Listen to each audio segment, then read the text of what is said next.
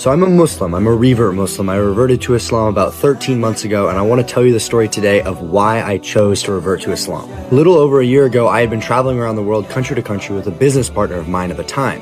And my business partner ended up actually being a Muslim, and he was Pakistani. We had just gotten done with a 1.5 month trip while we were in Turkey, and we were deciding where should we go next. He told me that he has family back home in Pakistan and he'd like to go see them. He's like, hey, do you want to come with me to Pakistan? I said, sure. You know what? I've never been. I'm a white man from America. Let's go try it out. So we ended up arriving in Pakistan, and once I got there, I noticed something very different. The people. This was the first real Islamic country that I had ever been in, and immediately, as much as I was a foreigner, everyone started treating me like family. It really intrigued me how hospitable everybody was. Everybody wanted me to come have dinner at their house. Everybody wanted me to come to their local events. Everybody wanted to shake my hand and get to know me. And I wasn't a Muslim, and I wasn't Pakistani, so I wasn't quite sure why they were being so nice to me. And I'm a very naturally curious person, so at the same time, I had been asking my Muslim friend a lot of questions. You know, what about this? What about that? The answers he would give me and how people were treating me at the local mosque really is what started to make me want to look into the religion. So I decided to pick up a Quran. I started reading that, as well as I started asking my friend a lot more questions, and I started praying at the mosque 2 to 3 times a day. About 2 weeks later, every single time that I got done praying, I felt this really beautiful feeling. I felt at peace in a place that I didn't even speak the same language as anybody. It got to a point that after every single time I pray Fajr, I sat there in the mosque while the Imam was giving a talk, and I kept going, I want to take my Shahada. Like, I want to do it. I want to become a Muslim.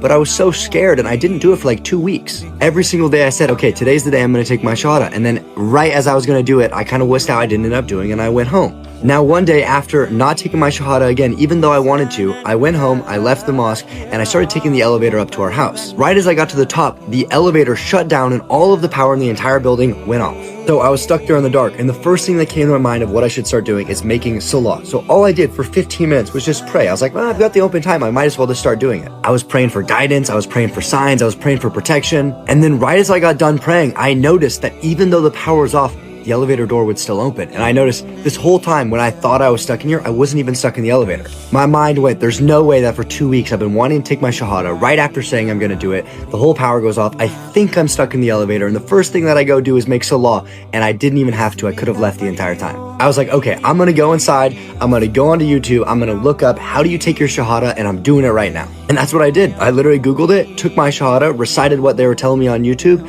told my friend, and then the next day we did it formally in the mosque. We had a whole celebration, and it was an amazing experience.